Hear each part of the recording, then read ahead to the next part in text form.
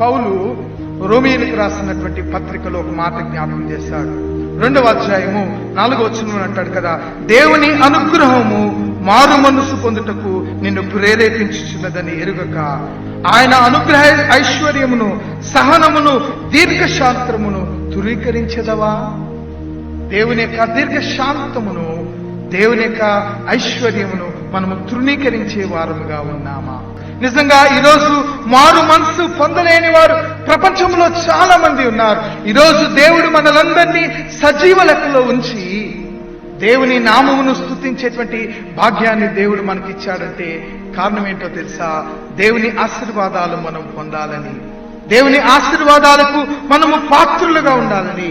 మనం పాపులమై ఉంటుండగా, మనము అతిక్రమములు చేయవారమై ఉంటుండగా దేవుడు మనలను తన కృపలో నడిపించి హత్తుకుని ఆశీర్వదించేటువంటి దేవుడై ఉన్నాడు.